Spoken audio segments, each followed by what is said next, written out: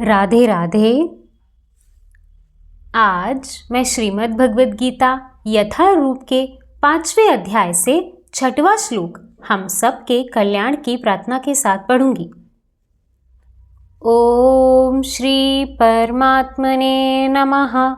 श्रीमद् भगवद गीता अथ पंचमोऽध्यायः।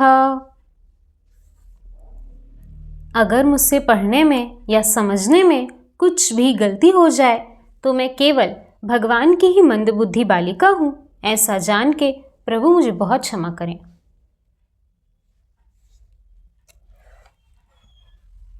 पांचवा अध्याय कर्म योग कृष्ण भावना भवित कर्म। 6वां श्लोक। संन्यासस्तु महाबाहो दुःखमाप्तुम योगतः योगयुक्तो मुनिर्ब्रह्मा न चिरेणाधिगच्छति।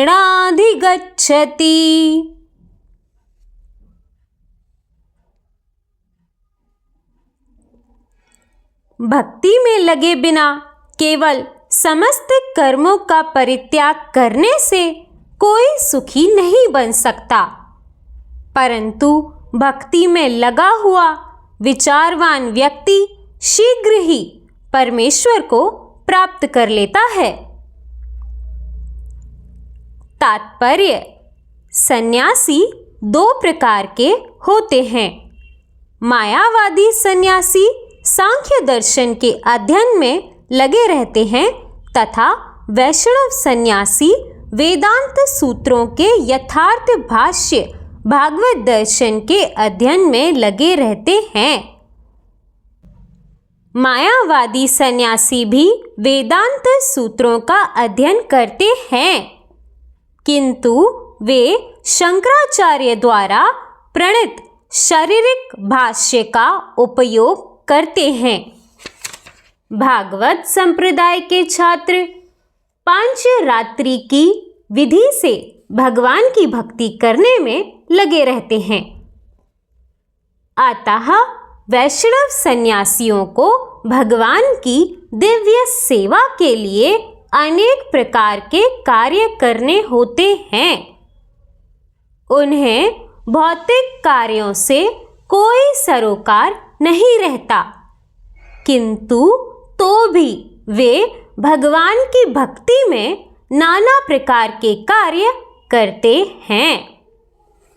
किंतु मायावादी सन्यासी जो सांख्य तथा वेदांत के अध्ययन एवं चिंतन में लगे रहते हैं, वे भगवान की दिव्य भक्ति का आनंद नहीं उठा पाते,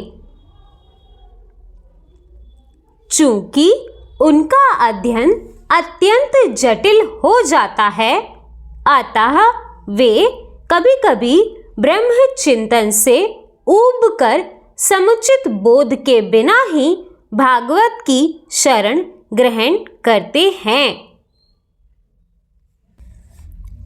फलस्वरूप श्रीमद् भागवत का भी अध्ययन उनके लिए कष्टकर होता है। मायावादी सन्यासियों का शुष्क चिंतन तथा कृत्रिम साधनों से निर्विशेष विवेचना उनके लिए व्यर्थ होती है। भक्ति में लगे हुए वैष्णव सन्यासी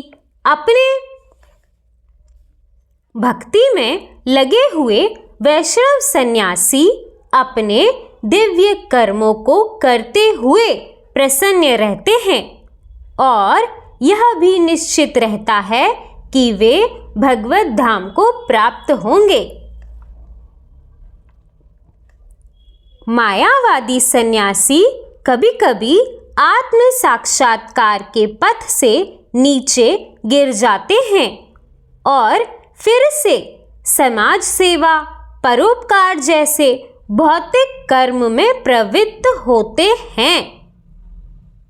अतः निष्कर्ष यह निकलता है कि कृष्ण भावनामृत के कार्यों में लगे रहने वाले लोग ब्रह्मा अब्रह्मा विषयक साधारण चिंतन में लगे सन्यासियों से श्रेष्ठ हैं। यद्यपि वे भी अनेक जन्मों के बाद कृष्ण भावना भवित हो जाते हैं। राधे राधे।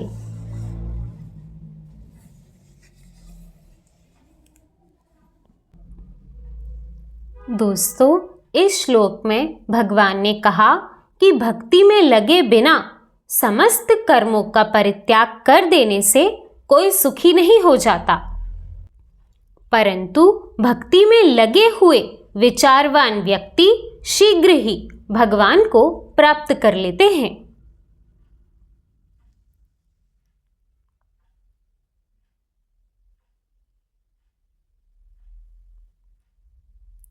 इस पे हमारे सभी गुरुजन कहते हैं कि ऐसा हो ही नहीं सकता कि आप भक्ति के बिना इस भौतिक दुनिया में कुछ प्राप्त करके सुखी हो जाओ, क्योंकि यहाँ हर चीज कष्ट देने वाली ही है और यहाँ हमें जो भी सफलताएं मिलती हैं वो संयोग मात्र से मिलती हैं। परंतु जब आप भक्ति में नहीं होगे तो आप उन सफलताओं को वास्तविक समझ लोगे और इस भ्रम में रहोगे कि ये सफलताएं मेरे द्वारा अर्जित की गई हैं। बस यहीं से आप एक बहुत बड़े चक्रव्यूह में फंस जाओगे। इस पे आपने कई लोगों के जीवन को देखा होगा। भौतिक जगत में से अगर हम उदाहरण लें तो कई ऐसे लोग हैं जिन्होंने कई तरह की भौतिक समृद्धि प्राप्त की, परंतु उनका अंत बहुत भयानक था, क्योंकि वो भगवान की भक्ति से दूर थे। इस पे एक बहुत सुंदर चौपाई है, जाति पाति कुल धर्म बढ़ाई, बुद्धि विवेक परिजन गुण चतुराई, भक्ति बिना नर सोए ही कैसे, जल बिन बारदी देख ही जैसे। यानी सब कुछ होने पर अगर व्यक्ति के पास भक्ति नहीं है तो उसका जीवन बिल्कुल वैसा ही है जैसे बिना जल के बादल, यानी किसी मतलब का नहीं है।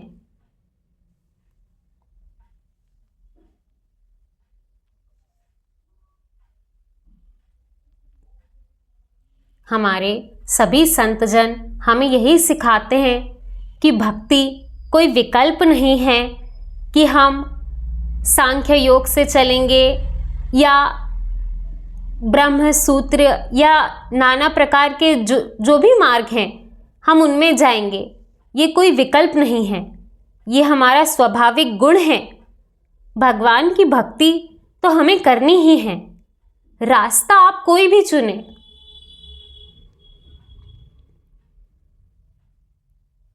इस पे एक बहुत सुंदर दोहा है, कबीरा कुत्ता राम का मुतिया मेरा नाम, गले राम की जेवड़ी जित खींचे तित जाऊं।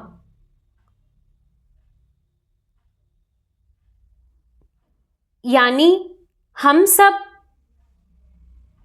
भगवान के श्वान हैं, हमें उन्हें अपना मालिक समझ के एक श्वान की तरह उन्हीं के लिए वफादार रहना चाहिए।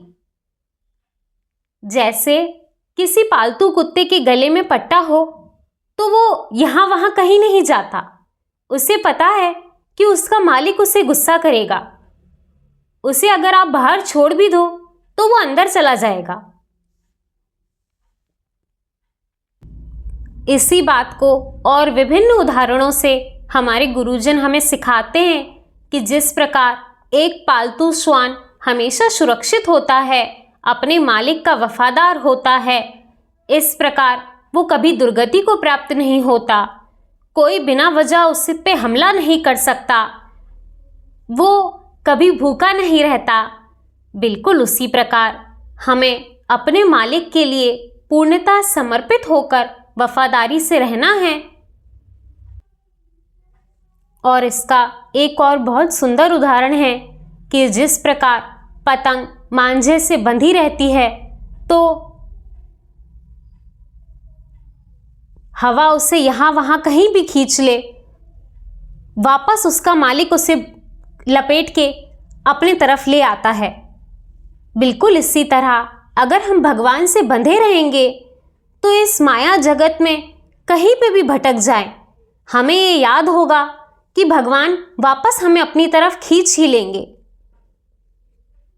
परंतु अगर आप अपनी स्वेच्छा से मनमानी आचरण करोगे, भगवान से दूर चले जाओगे, तो शायद आप बहुत ऊपर उड़ जाओ, परंतु आपका अंत बहुत भयानक होगा।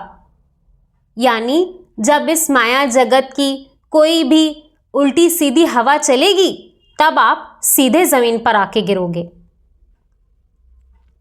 इसीलिए हमारा स्वाभाविक गुण ही यही है कि हम भगवान की भक्ति से बंधे रहें।